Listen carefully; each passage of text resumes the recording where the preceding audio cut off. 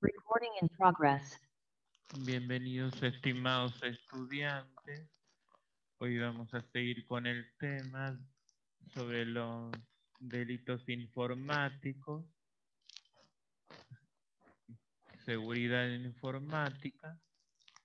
Vamos a ver un material inicialmente. Recuerden, cualquier pregunta, detengo el material y luego continuamos.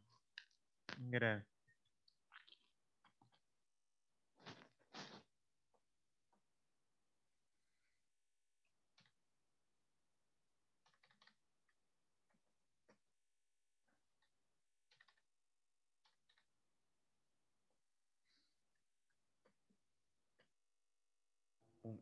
Nos podemos instalar y es el que al final va a estar recabando todos los datos y enviando todos los datos a esa tercera persona, como los keylogger, screenlogger, los rootkit, el spyware o los troyanos. Todo eso ya lo hemos visto, lo iremos viendo, y si no, como os digo, tenéis un glosario al final del manual donde podéis acudir para ver qué significan todas estas cuestiones, porque como os digo, tenemos un problema y es que no lo hemos españolizado y lo tenemos en inglés. Bien, vamos a adentrarnos un poquito más. Como veis, en la parte del phishing pues es una de las partes más importantes porque es la que desarrollamos de manera más profusa. En este caso, continuamos un poquito más. Las diferentes modalidades. Aquí hay que tener en cuenta que está en constante mutación y refinamiento, ¿de acuerdo? O sea, que lo que podamos estar viendo ahora, pues dentro de un tiempo a lo mejor no nos sirve o se va ampliando. Pero las bases, la base puede ser la siguiente clasificación. El phishing tradicional, donde lo que se utiliza pues es la imagen corporativa y se solicitan datos bancarios, la imagen corporativa de cualquier institución, y se solicitan esos datos sobre todo bancarios. El spear phishing, en el que ya pues vamos buscando a víctimas concretas, que eso es lo que se suele hacer. Ya no se hace de manera masiva, sino que buscamos a víctimas concretas, a los clientes de una determinada entidad bancaria, por ejemplo. Luego los business service phishing, que ya no buscan clientes, sino que buscan empleados, y que los empleados sean los que piquen y nos den las credenciales y nos den los datos y nos den todo lo que necesitemos. Y por último el walling, que se dirige ya no solo a los empleados, sino a los directivos o personas que se encuentran en un nivel alto de las organizaciones. Todo pues para tratar de hacerlos picar y que se instale un malware o que nos den directamente los datos a través de esa ingeniería social. Pero como digo, tenemos otras tipologías en las que podemos adentrarnos, como es el phishing, lo que hemos visto de VoIP, utilizar la voz, no solo mensajes que llegan a través de correo electrónico, sino alguien que nos puede llamar con un mensaje pregrabado y nosotros le acabamos dando nuestros datos. Esto cada vez se utiliza más también con inteligencia artificial. Bueno, o mal llamada inteligencia artificial, no sé, eso requiere otro debate. Pero hay un estudio, por ejemplo, en el que se ha utilizado inteligencia artificial para generar páginas de phishing, y se ha visto que aumentaba la efectividad, la gente nos mandaba sus datos o se recogían más datos en un 300%, por encima de lo que se puede hacer de manera tradicional, para que veáis hacia dónde tendemos también, que es la utilización del Big Data, la utilización de diferentes algoritmos para el mal. Y esto lo ha demostrado una empresa hace muy poquito. Y después tenemos lo que hemos visto, la parte más técnica, ese phishing que está basado en el malware, en el software malicioso, donde ya no entra tanto el factor humano, sino que entra más, bueno, el factor humano ha entrado al principio, sino que una vez que lo hemos instalado, pues ya entran en marcha diferentes técnicas y diferente tecnología, como puede ser la ejecución de archivos, sobre todo se produce por la ejecución de archivos que explotan diferentes vulnerabilidades. Tenemos por un lado los keylogger, los screenlogger, los hot file poisoning, que es la alteración de los DNS, que los DNS lo que nos hacen esa dirección web, nos la redirigen a una web falsa, y si eso lo tenemos dentro de una proxy, que es la red que pueden utilizar diferentes usuarios, pues al final se extiende por toda la empresa, se extiende por toda la organización que esté infectada. Y también tenemos cada vez más pues el secuestro de sesiones, que es la session hijackers, y por último los troyanos de la web. Sobre esto también he de deciros que cuando hemos visto el malware hemos hablado del ransomware, que es un tipo de software malicioso que lo que hace es que secuestra los datos y nos pide bueno, pues algún bitcoin o décimos de bitcoin para recuperar nuestros datos. Casi nunca se recupera, ya lo he comentado. Y eso también puede formar parte de la ciberextorsión que veremos más adelante. Continuamos con el phishing. Esto no se acaba nunca, no os preocupéis. Esto ya es lo último. En este caso, los diferentes métodos que se pueden utilizar en el phishing, como por ejemplo es el man in the middle, ¿Qué significa? Bueno, pues que las comunicaciones tenemos algo, tenemos algún tipo de tecnología, tenemos algún tipo de software malicioso, tenemos algo que capta las comunicaciones entre el emisor y el receptor y se coloca justo en medio. Por eso es man in the middle. Y todo el tráfico que hay y toda la comunicación que se produce en ese sentido, estando ahí pinchado, pues se envía o se transmite a un tercero. Después tenemos el cross-site scripting, que es el código o URL falsas, pero en una web real. Ya se afina tanto que no es que se cree una web falsa, sino que dentro de una web real lo que se hace es que se introduce un código malicioso, sobre todo en aquellos formularios en los que nos piden datos. Y en vez de ir el formulario al proveedor real, pues al final va al proveedor criminal. Y por último, las diferentes aplicaciones que tenemos imbuidas dentro de nuestros, sobre todo dentro de los exploradores, como puede ser el Flash, el Real Player y diferentes aplicaciones que podemos tener, que lo que hacen es utilizar exploit. Y en este sentido, los métodos técnicos evolucionan día a día. Hay que estar muy atentos a esa evolución porque pueden llegar a todo lo que podamos imaginar para ese robo de datos, sobre todo robo de datos económicos, para estar hablando, en este caso, de phishing o esos ciberfraudes. Si se roban datos con otro interés, como pueden ser datos personales, datos médicos, pues estamos hablando de ciberespionaje o incluso ciberextorsión, si después pues, los datos se utilizan precisamente para solicitar dinero a cambio de que no se extiendan ni se hagan públicos. Bueno, continuamos con nuestros ciberataques réplica y ahora le toca el turno al spoofing. El spoofing o el identity theft o el robo de identidad. ¿En qué consiste esto? Bueno, pues es muy sencillo. Es la adquisición, en todo o en parte, muy importante, de los datos de un sujeto para su posterior uso como si le pertenecieran al cibercriminal o a la persona que va a hacer uso de esos datos.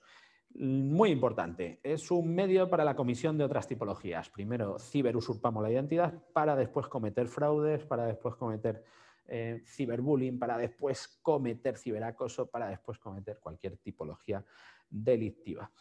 ¿Qué sucede en el ciberespacio? Porque, bueno, hay que tener en cuenta que el robo de identidad pues, se puede producir también en el espacio físico tradicional, sin ningún problema. Pero ¿qué sucede en el ciberespacio? Y eso es una unidad específica que vamos a ver sobre la oportunidad criminal, sobre la oportunidad delictiva, es que el ciberespacio pues, es más sencillo y a la vez más peligroso, porque se elimina la inmediatez física entre la persona usurpada, su identidad, y el usurpador, y también pues, las posibilidades técnicas aumentan. Y en este sentido, como tenemos mayor número de posibilidades técnicas, pues hace que tengamos mayor oportunidad criminal.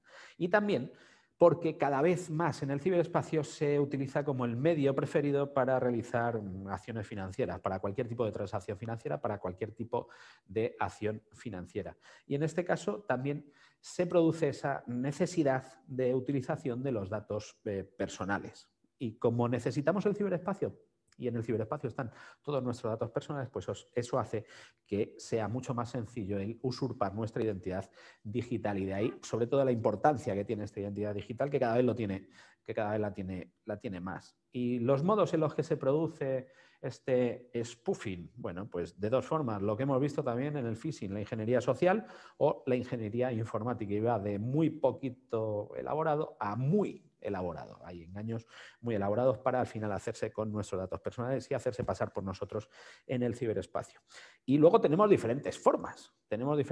No solo son nuestros datos personales, sino que también interesan otra serie de datos, como puede ser el IP spoofing, donde lo que se hace es usurpar la dirección IP, se comete cualquier tipo de delito y al final redireccionan a nuestra dirección IP, y si se produce una investigación, pues la que sale es nuestra dirección IP. Eso es más o menos sencillo.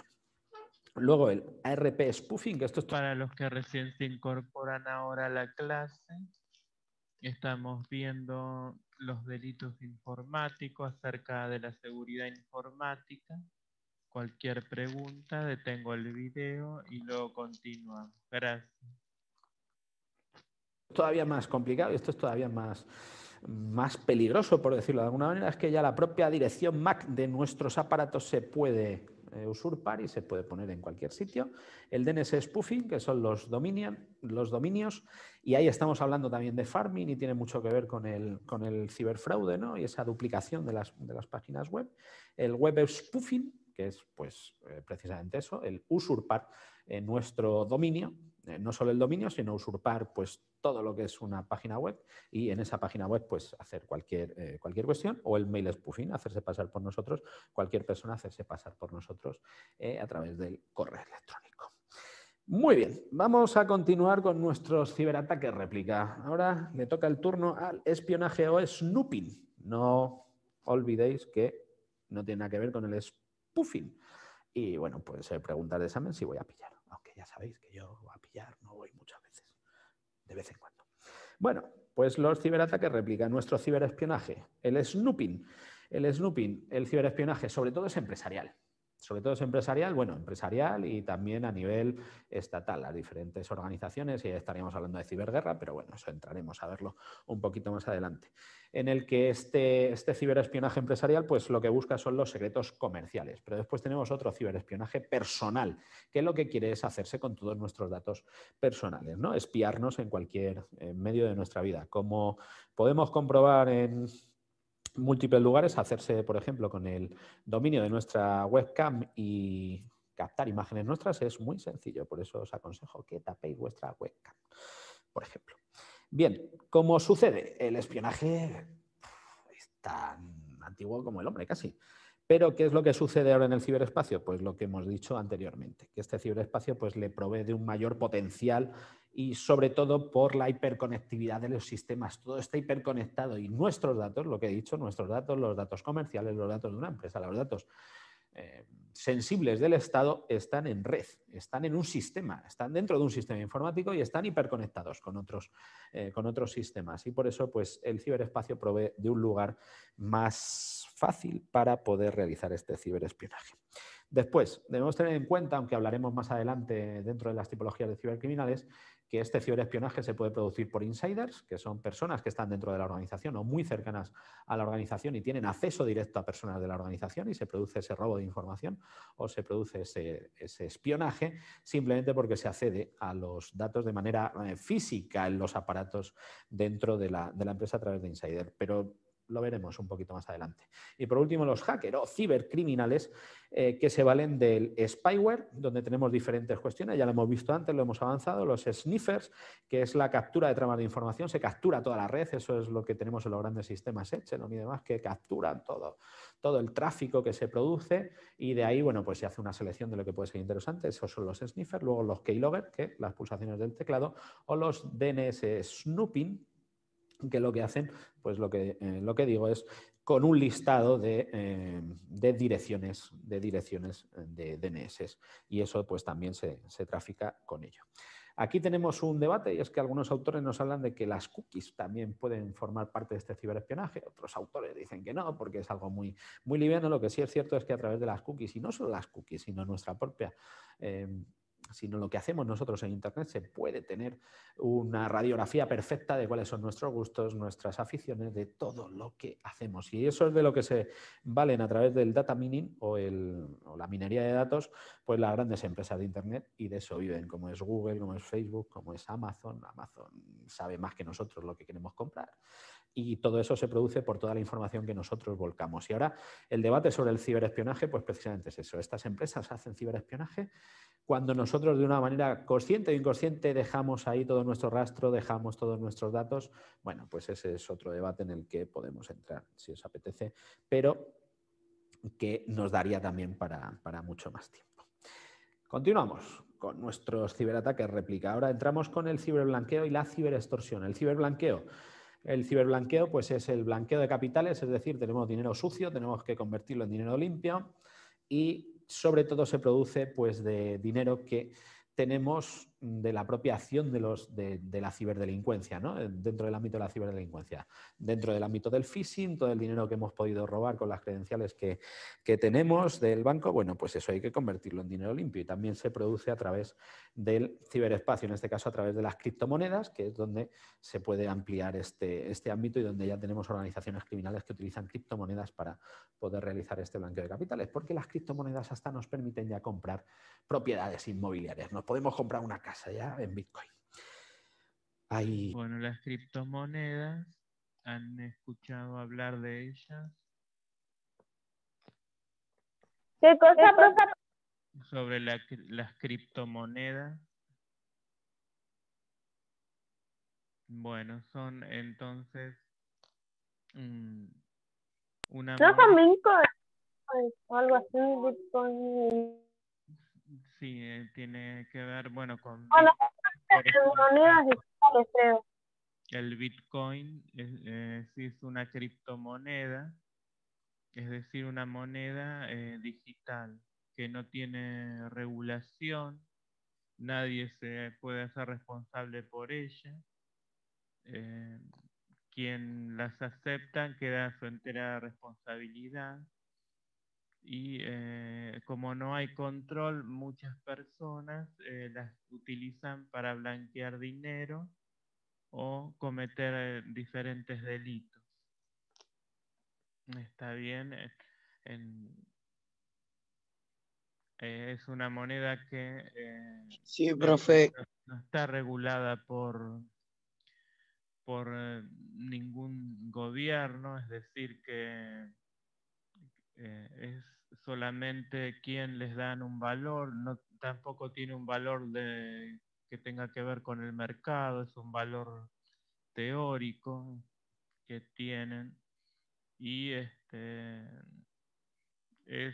algo muy inseguro. La criptomoneda es solo un código, una encriptación de un código, es decir, es un valor simbólico, bueno, que tiene, y cuando exista otra tecnología más avanzada para descifrar la criptomoneda, puede vulnerar entonces su seguridad. Bueno, vamos a continuar. Y de hecho, hay diferentes inmobiliarias que ya funcionan de esa manera. Pero lo más habitual es que se produzca a través de mulas, que son personas que se reclutan en Internet para que, bien, se abran una cuenta, en una cuenta que ya tienen, Quien quiera comprar este tipo de moneda también está en libertad de hacerlo, ¿no? En Internet. Queda en libre elección de cada uno. Recibimos el dinero de la organización criminal y a cambio de una pequeña comisión nosotros después transferimos ese dinero a diferentes lugares. ¿Qué sucede con todo eso? Pues que esas mulas también están cometiendo un delito. De hecho, una de las últimas grandes operaciones de la Fuerza y Cuerpo de Seguridad en España, lo que han hecho ha sido detener pues 100 y pico mulas que se dedicaban y están cometiendo también un delito. Esto ya si lo llevamos hacia las repercusiones legales, que también lo iremos viendo. Y otro lugar donde se produce o donde se solía producir en abundancia, aunque han mejorado las técnicas de detección, pues son las webs de juegos online, donde se mueve mucho dinero virtual. No es criptomoneda, sino que es dinero virtual. Y en ese sentido se produce una economía virtual, donde lo que hacen las organizaciones es que compran un montón de historias con dinero sucio y luego las venden y ya tienen blanqueado su dinero. Yendo un poquito más allá del ciberblanqueo, otra modalidad que tenemos como ciberataque réplica es la ciberextorsión, donde podemos comprobar que Internet se ha convertido en un medio pues, intimidatorio, o es un nuevo medio donde se puede intimidar y muchas veces ejerce mayor poder intimidatorio que el ámbito offline. Y lo que se hace es que se solicita dinero a cambio de o no perpetrar algún ciberataque o cesar ese ciberataque. Y los objetivos que han sido tradicionalmente más atacados pues han sido las webs de apuestas y los juegos de azar online. Porque claro, el sufrir un ataque de denegación de servicio, que eso lo hemos visto anteriormente, una web de estos sentidos, como puede ser pues, cualquiera de apuestas, pues cada minuto que está cerrada la web que no se puede acudir tiene pérdidas millonarias y por tanto pues, lo que suelen hacer es pagar para que no se produzca ese ataque. Que como digo, como todo es mentira en el ciberespacio, puede ser verdad o lo normal es que no lo sea esa amenaza para llevarse a cabo. Bien. Con los ciberataques réplica, pues vamos a entrar sobre todo en este caso ya en el ciberacoso. Y este ciberacoso, pues lo que tenemos en este sentido es que el ciberespacio se ha convertido en un medio de comunicación social. Y este medio de comunicación social, sobre todo lo que hace es que tengamos este ciberacoso entendido como una macrocategoría en las que las diferentes conductas se aprovechan del uso de distintos instrumentos de comunicación, tipo Messenger, redes sociales, Twitter, las videollamadas, para atentar contra la libertad en este sentido. Y eso es la parte pues, más importante. En todo ello, ¿qué debemos tener en cuenta? Que existen dos elementos. Por un lado, lo que es el atentado a la libertad o dignidad y por otro, el uso de las tecnologías de la información y la comunicación. Lo que hemos visto antes, en el que se tiene que producir ese atentado a la libertad o a la dignidad de las personas, pero a través de estas tecnologías de la información y la comunicación. Dentro del ciberacoso, como digo, el ciberacoso es una macrocategoría y dentro de esa macrocategoría vamos a ver pues, tres cuestiones concretas. Por un lado el ciberbullying, por otro el ciberstalking y por último vamos a ver el ciberacoso sexual, donde sobre todo nos vamos a centrar en el tema de sexting y child grooming. Vamos a por ello. Primero, el ciberbullying. ¿En qué consiste el ciberbullying? Bueno, pues un menor atormenta, amenaza, hostiga, humilla o molesta a otro haciendo uso de Internet. O la definición de Belsey, que nos habla del uso de las tecnologías de la información y la comunicación por parte de un individuo o de varios o de un grupo para deliberadamente y de forma repetitiva y hostil dañar a otro. Esa es la parte más importante. Se tiene que producir ese daño psicológico de forma voluntaria y repetitiva. Y luego, si ahondamos Es decir, que los mayores, no solamente los mayores, provocan este daño o cometen delitos. También hay menores que cometen delitos informáticos de este tipo y de los diferentes tipos.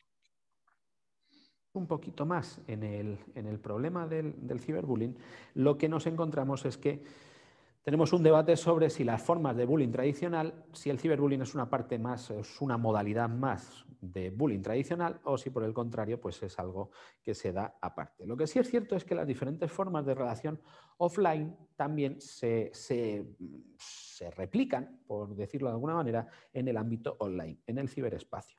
Y al final, el poder social que se busca ejercer sobre la víctima, pues también dentro del ciberespacio nos permite hacerlo de una manera más idónea o más adecuada.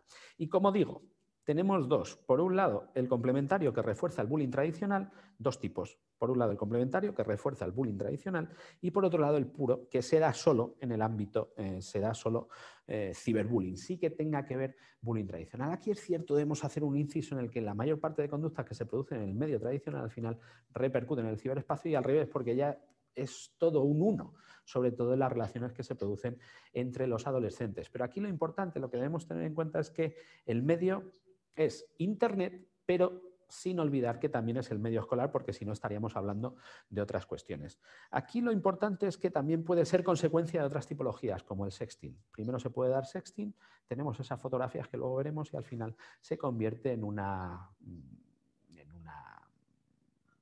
en esta tipología de ciberacoso y se convierte al final en ciberbullying.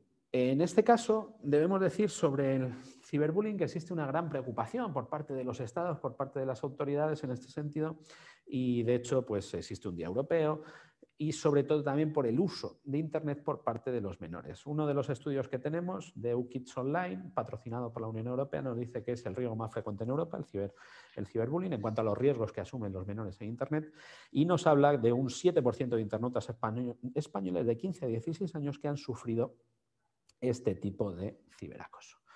Bueno, vamos a adentrarnos un poquito más en el ciberstalking, en otro ciberataque réplica, y dentro de estos ciberataques réplica el ciberacoso, no lo olvidéis, y ahora estamos con el ciberstalking. ¿Qué es el ciberstalking? Bueno, pues es el uso de Internet o de otra tecnología de comunicación para hostigar, perseguir o amenazar a alguien. En este sentido, tiene que ver el prefijo ciber, lo hemos añadido al stalking. El stalking tradicional que apareció, esta denominación apareció en los años 90 en Estados Unidos a raíz de la muerte de dos actrices después de un acoso al que estaban siendo sometidas.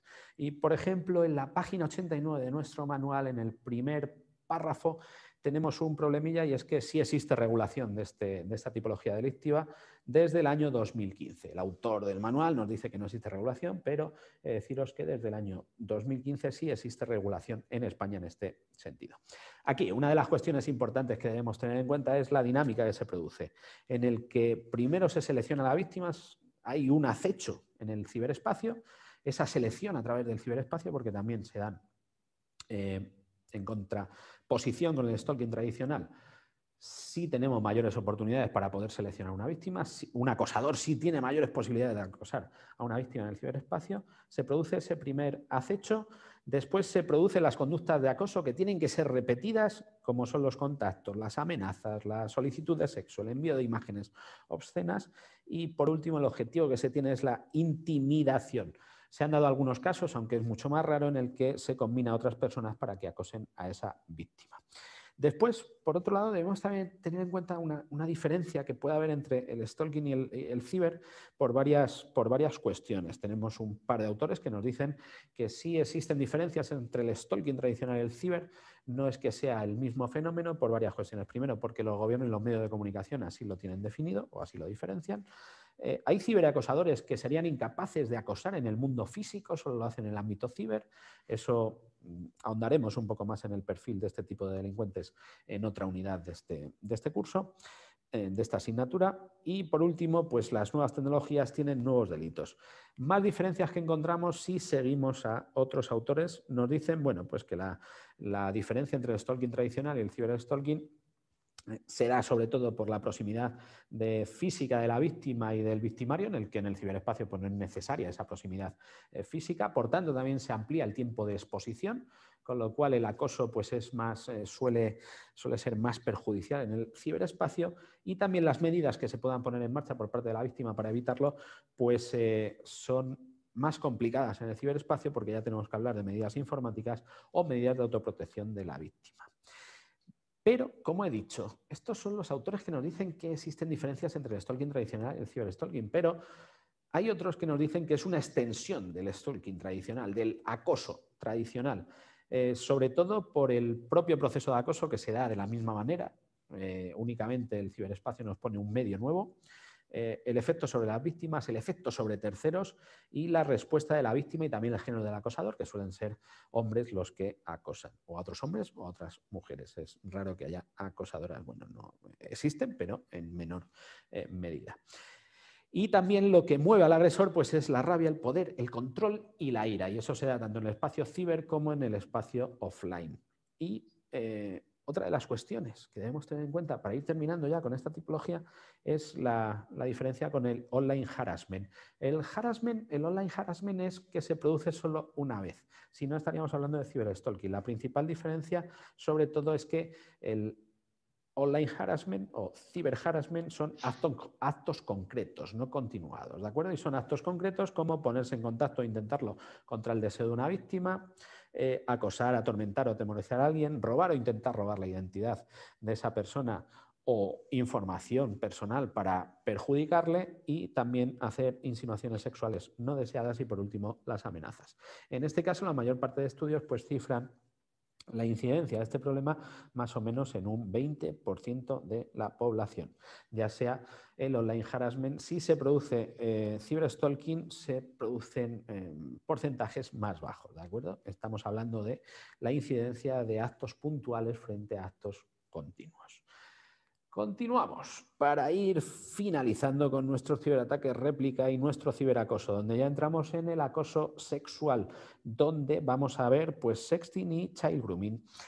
El sexting, ¿qué es el sexting? Bueno, pues el sexting es la realización por parte de menores de fotografías propias de desnudos, completos o parciales, y su envío, sobre todo por teléfono, habitualmente a otros junto a textos obscenos, con la finalidad de conocer a otros o enviar mensajes tanto de amor como de odio, ¿de acuerdo? Los textos que se pueden enviar. En algunos países se tiene asimilado este sexting con la pornografía infantil, como puede ser China, sobre todo a nivel legislativo, pero en este caso hay que diferenciarlo con esa pornografía infantil, porque estamos hablando de adolescentes y normalmente se produce el intercambio entre adolescentes, aunque bueno, esto nos daría también para un debate, una reflexión.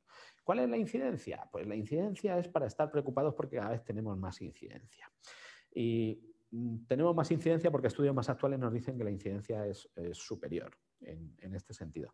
De media tenemos un 4% de chicos y chicas de 12 a 17 años que lo han enviado, es decir, han realizado sexting activo, y un 15% que lo ha recibido, han tenido un tipo de sexting pasivo. Importante, aumenta con la edad. A los 16 años tenemos un 20% de lo que lo ha enviado y a los 17 un 30%. Son cifras alarmantes, son cifras importantes. ¿Por qué? Porque puede ser un problema, no por sí el envío de fotografías cuando se hace de manera consciente, cuando se hace de manera libre, por decirlo de alguna manera, pero tiene un problema. Y es que una vez que enviamos nuestras fotografías, pues lo que pasa es que se pierde el control de esas fotografías. Y eso puede ser el medio para otros ataques bastante más graves. Otros ataques más graves como puede ser el child grooming que veremos a continuación. Y sobre todo lo importante, la pérdida de control de las imágenes. Y cuando estamos hablando de adolescentes, pues tenemos otra vulnerabilidad más añadida, que es la falta de experiencia y sobre todo la falta de perspectiva. Bien, finalizamos con el sexting y conocemos las diferentes modalidades que tenéis aquí. Todas estas modalidades. El menor que manda una imagen a alguien importante, a alguien que él cree importante. Imágenes sexuales. Menor que hace y distribuye imágenes de sí mismo y de otros sin su consentimiento. Menor que transmite la imagen de otro sin su consentimiento. El menor que publica imágenes en un sitio web. Los adolescentes que piden imágenes a otro o los coacciona. Usurpar la identidad para que le manden imágenes. Yo me hago pasar por otra persona y pido que me manden imágenes pensando que soy esa otra persona y me las mandan. O adultos que envían imágenes de menores o simplemente las poseen. Y adultos que mandan imágenes y textos a otros adultos. Bien. Ya tenemos la última de las tipologías de nuestros ciberataques réplica y dentro del ciberacoso sexual, como es el child grooming. El child grooming, en este caso, pues es el contacto con menores en el ciberespacio para proveer de un contacto sexual posterior offline. Es lo que suele pasar. También tiene mucho que ver con el concepto de grooming, que es el concepto tradicional antes de la popularización del ciberespacio, la popularización de Internet. Existía el grooming que tiene que ver con el depredador sexual y que mantenía contactos con menores, los engañaba para al final pues, mantener relaciones sexuales con ellos, vamos, para al final abusar o agredir sexualmente a estos menores. Se produce un ciclo, que eso es lo interesante, en el que primero se produce una búsqueda de las víctimas, sobre todo vulnerables, para ganarse su confianza. Eso es una de las partes importantes, esa vulnerabilidad, y este tipo de ciberdepredadores, pues la verdad es que son muy buenos en esto y buscan esas vulnerabilidades. Ahora todo se hace por el ciberespacio, como cada vez damos más información, los adolescentes dan más información suya en Internet, es más sencillo para ellos, existe mayor oportunidad criminal en este sentido. Y con todo eso, con esa vulnerabilidad, pues haciéndose pasar por una persona que no es, se empieza a ganar la confianza y una vez que se gana la confianza, pues ya comienza el chantaje sexual, donde le pide pues diferente material, ya sean vídeos, ya sean fotografías, o incluso intenta tener un contacto físico a través de las amenazas y a través de coacciones en ese sentido. Bueno, hasta aquí vamos a ver el material. ¿Hay alguna pregunta en cuanto? No, profe. No, profe. No, profe. Bueno, vamos entonces a ver el campus. Ya han podido ingresar. Recuerden que ya pueden enviar las carpetas. Vamos a ver cómo pueden bajar la bibliografía de la materia.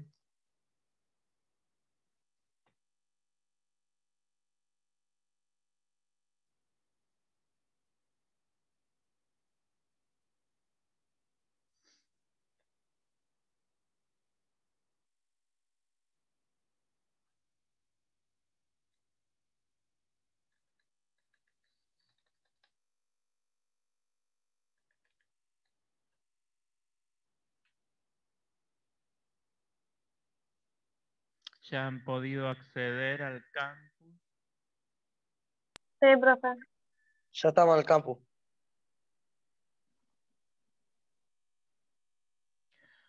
Si podrían quitar por favor las imágenes. Cuando se conectan, recuerdan, ya se les había dicho, gracias.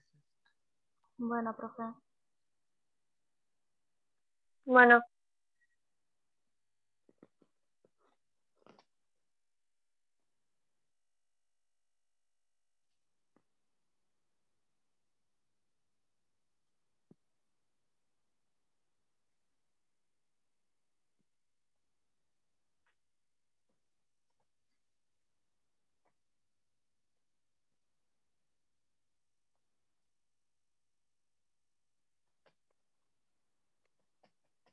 Recuerden no colocar imágenes, por favor.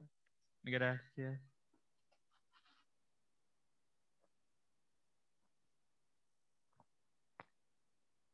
Vamos entonces a ingresar al campus.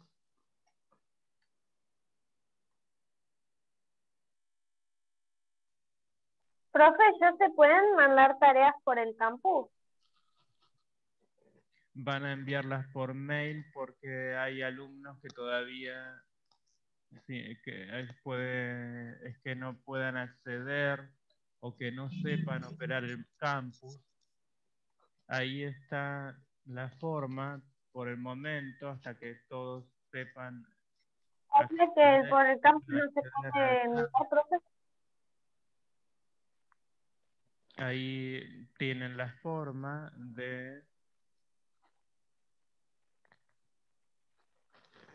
la presentación de las carpetas. ¿Lo han leído esto? Sí, profe. Pero eso, entonces se lo tenemos que mandar todo por email. Por el momento, hasta que Profe, ¿cuál es? hasta que veamos si todos pueden acceder al campus, si saben hacerlo.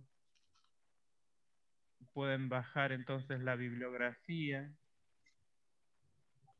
Ujú. Cada una de las bibliografías de la materia lo han hecho, las han bajado. Sí. Profe, Bueno, entonces yo hice todo. vamos a ver la tarea de la clase de hoy para agregar a la carpeta.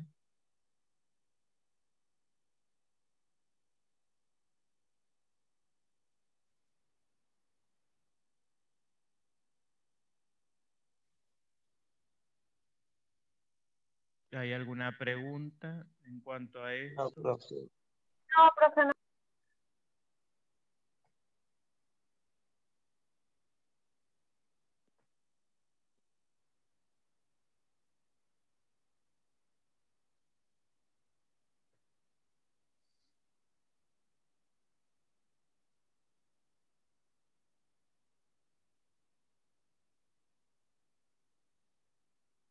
Profe, Sí, ¿cuánto trabajo vamos de informática ya? Ya como 12, creo. sí, aproximadamente son 12. Porque yo estoy perdido. Yo ya hice Igual toda hagan hasta la hasta donde ustedes puedan, está bien, más en esta situación de pandemia mundial, que es muy complicado, tanto psicológicamente como de acceso a los medios, está bien, hagan hasta donde ustedes puedan los trabajos. Ok, Será profe, la gracias. próxima consideración en esta situación. Sí, porque como tenemos muchos trabajos juntos todos los días y yo me pierdo. Claro, además en Estoy esta conmigo. situación que es una situación muy, muy estresante para toda la gente. Está bien, Sí, hagan tranquilos y también de acceso, porque hay gente que no tiene posibilidad de acceder a los medios, ¿está bien? ok. Bueno, entonces esta es la guía. Ya la plataforma nos deja 1 minuto aproximadamente.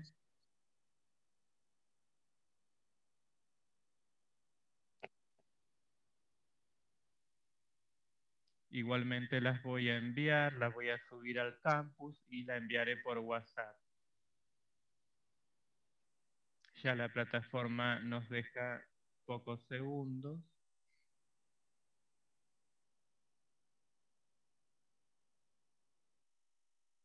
Gracias por su atención. Entonces hasta aquí la clase de hoy. Hasta, Gracias por su atención. Enviaré la Gracias, hasta, profe. que tenga buen fin de... una próxima clase. Chao, profe. Chao, Que tenga profe. buen fin de... Chao, profe, que tengas buen fin de... Chao.